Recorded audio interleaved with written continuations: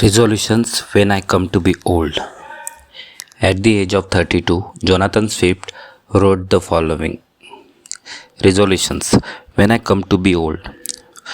First, not to marry a young woman. Second, not to keep young company unless they desire it.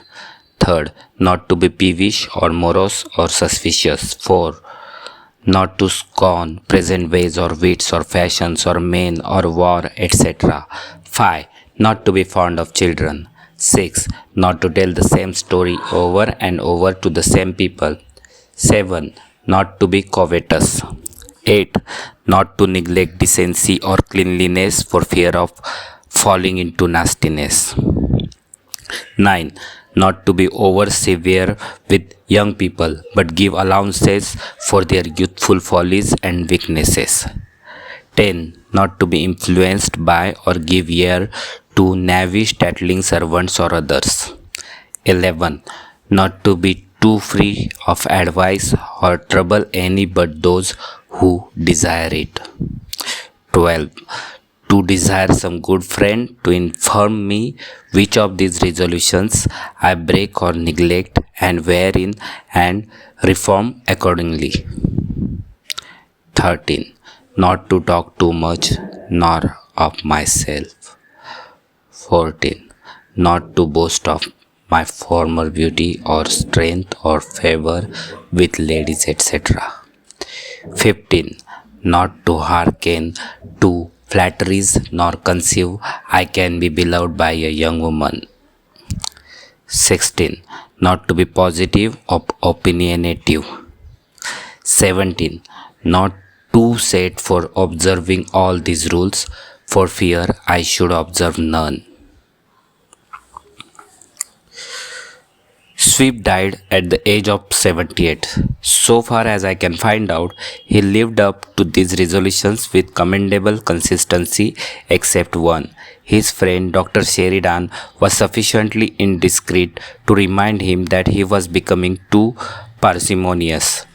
Swift resented his criticism and it spoiled their friendship.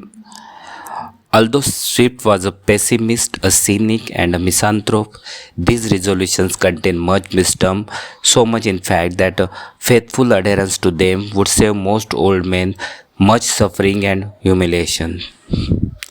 I read them first when I was a boy and they produced a profound impression. Now that I am in a position where they fit my case, I believe them to be good medicine, bitter but wholesome.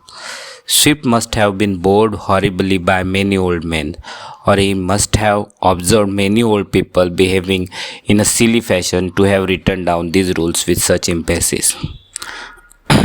First two rules: not to marry a young woman and not to keep young company unless they desire it. Crabbed age and youth cannot live together, said Shakespeare. The few exceptions do no more than prove the rule. Many old people suffer because they fear that young people do not desire their company. The solution is for old people not to allow their happiness to be dependent on young folks but to have either company of their own age or intellectual resources which will make them mentally independent. I have taught young people for 40 years, and although I am very fond of them, I prefer the society of people of my own age. If I were about to take a trip around the world and could choose either a young or old companion, I would take the latter. Third rule: not to be peevish or morose or suspicious. Good advice for any age, but old persons owing to bodily infirmities are more apt to show these unlovely characteristics. Fourth,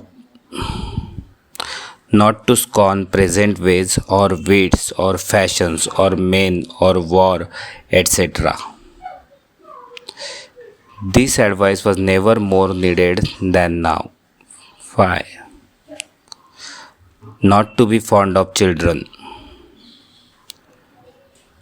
I would change this so it would read, not to fondle children. A man with a bushy beard can terrify babes. 6. Not to tell the same story over and over to the same people.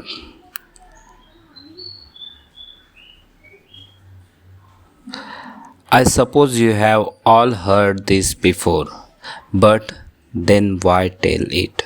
7. Not to be covetous,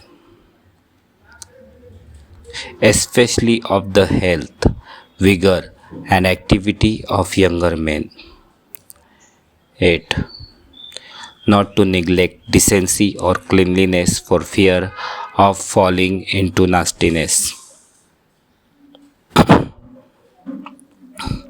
Swift was himself almost fanatically clean. It is disgusting sight to behold old men who are careless of their clothes and appearance, as the old age gave one the privilege to appear in public with the remains of the last meal on the coat, waistcoat, and shirt. 9. Not to be over severe with young people, but give allowances for their youthful follies and weaknesses. Observe the ways of the dog and learn wisdom. The dog allows children to pull his tail and bother him in many ways, not because he likes it, but because he knows children have no sense. It is useless to expect that children and young people will think and act like middle-aged men and women. Why be fretful when they are simply running true to form? 10. Not to be influenced by or give ear to knavish tattling servants or others. One must remember that slander is of value only as a self-revelation, never as an accurate description. The recoil of that particular gun is greater than the discharge. 11. Not to be too free of advice or trouble any but those who desire it. Every person loves to give advice and no one loves to take it. The mother says to the child, "Now Freddy, don't forget to put your rubbers on." To which Freddy replies, "Ah." Then when Freddy is 76 years old, his granddaughter says, "Now grandpa, don't forget to put your rubbers on." To which the grandparent replies, "Ah. It is a good thing not to force one's opinion on others unless they ask for it. One's professions and creed will be judged by one's life anyhow." 12. To desire some good friend to inform me which of these resolutions I break or neglect, and wherein, and reform accordingly.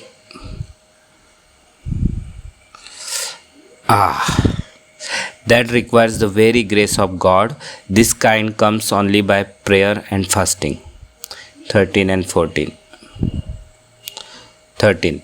Not to talk too much, nor of myself. 14. Not to boast of my former beauty or strength or favor with ladies, etc. Many an old man likes to have others think that he was in his prime a devil of a fellow.